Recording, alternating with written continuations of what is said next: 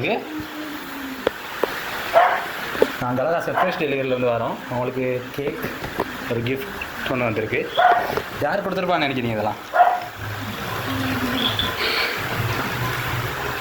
வாங்க கேட்க.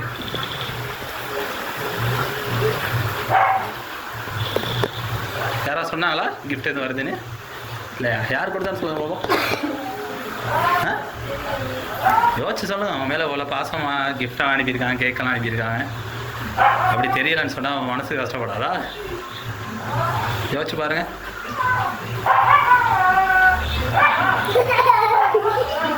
யோசிச்சு சொல்லுங்க. உங்களுக்காக வேலை மெனக்கிட்ட இந்த எங்களுக்கு கால் பண்ணி கடைக்கும் வந்து கேக் ஆர்டர் பண்ணி கிஃப்ட் ஆர்டர் பண்ணி கொடுத்துருக்காங்க. நீங்கள் ஒரே வார்த்தையில் தெரியலை. நீங்கள் எடுத்து பாருங்கள். அந்த ஃப்ரேம் எடுத்து உடச்சி பாருங்கள்.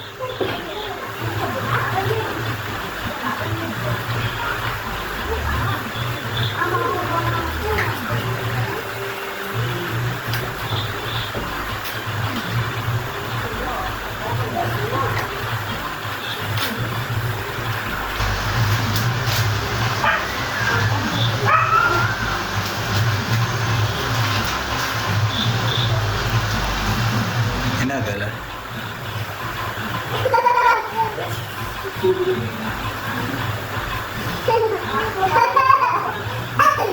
அதை பார்த்துட்டு சரி சொல்லுங்கள். யாராவது கொடுத்துருப்பான்னு ஏதாவது கெஸ் பண்ணலாமா? இல்லையா? என்ன எப்படி சொல்லிட்டீங்க?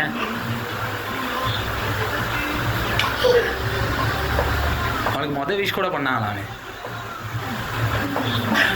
என்ன சரி இப்படின்னா இங்கே திடீர்னு இந்த அக்கா விளையாடுறீங்க.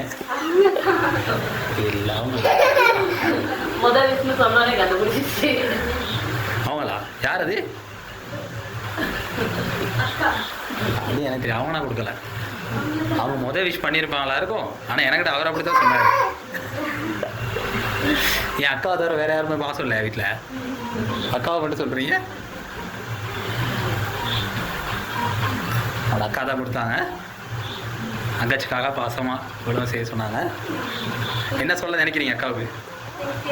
அவ்வளோதானா? என்ன அவன் செலவழிச்சதுக்கே வேஸ்ட்டு. ஒரே வார்த்தையில் தேங்க்யூ வந்துட்டீங்க.